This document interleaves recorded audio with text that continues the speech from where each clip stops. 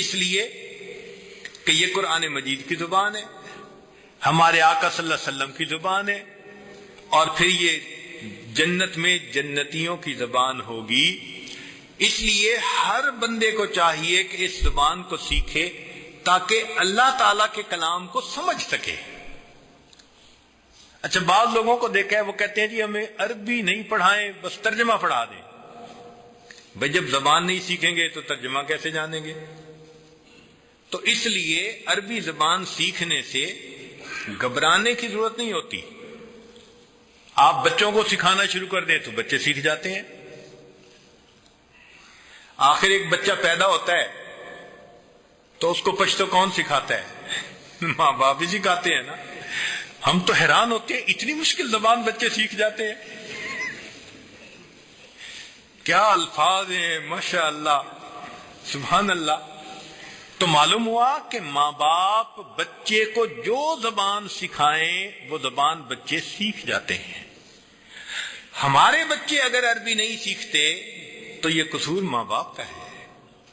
اگر خود نہیں سکھا سکتے تو چلو استاد کے پاس بھیجیں، اور اگر نہ خود سکھائیں گے نہ استاد کے پاس بھیجیں گے تو پھر غفلت کے مرتکب ہو جائیں گے۔ اس لیے عربی زبان سیکھنا ہماری زندگی کا ایک شوق ہونا چاہیے تاکہ ہم بھی قرآن مجید کو پڑھ سکیں اور سیکھ سکیں، سمجھ سکیں۔ لعلکم تعقلون کے الفاظ اس لیے فرمائے کہ تاکہ تم سمجھ سکو۔ کیا مانا؟ کہ تاکہ تم ایمان لا سکو۔ یہ دین اسلام اتنا پیارا دین ہے کہ اس نے انسان کو عقل سے ایک طرف ہٹایا نہیں ہے کہ جی دین کو سیکھنے کے لیے عقل کو ایک طرف رکھ دو، نہیں۔ دین اسلام کی جتنی بھی باتیں ہیں عقل مند آدمی کو سمجھ آتی ہیں، اس لیے کہ یہ دین فطرت ہے۔ ہاں، عقل ہو مگر سلیم ہو۔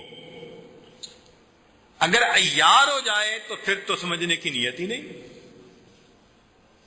تو عقل سلیم اگر ہوگی تو اس کی دین کی ہر بات کے اندر معارف نظر آئیں گے، حکمت نظر آئے گی۔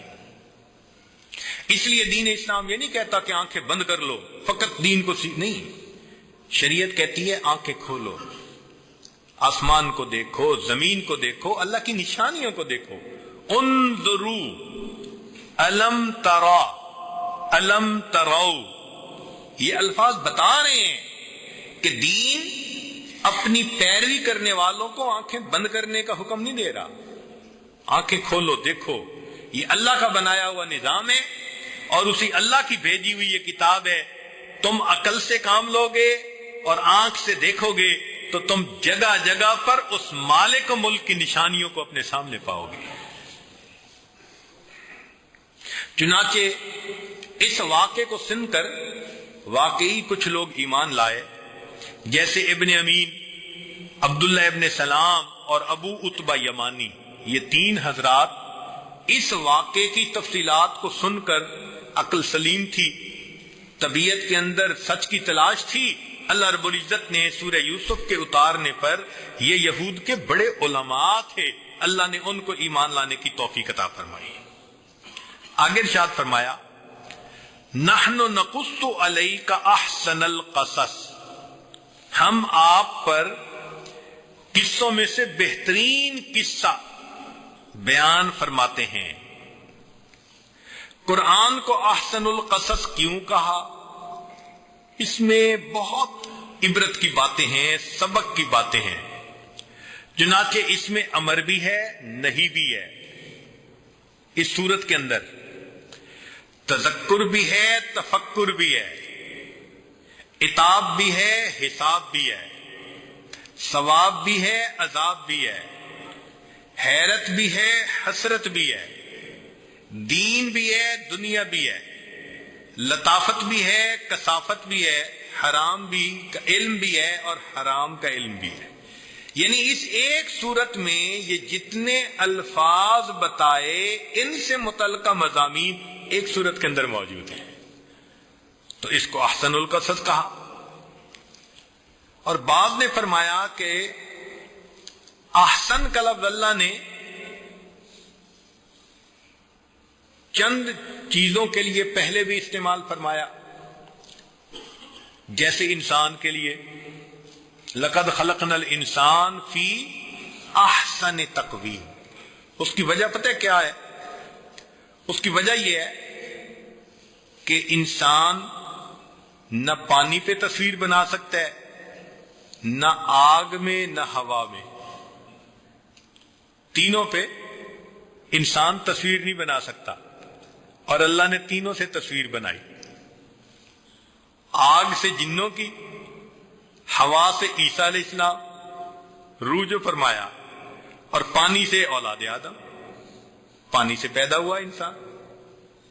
تو دیکھیے اللہ رب العزت وہ ذات ہے، کیونکہ اس نے تصویر بنا کر دکھا دی، فرمایا کہ دنیا کے مصورو، ہم نے انسان کو لقد خلقنا الانسان فی احسن تقویم۔ دین کو بھی احسن فرمایا گیا،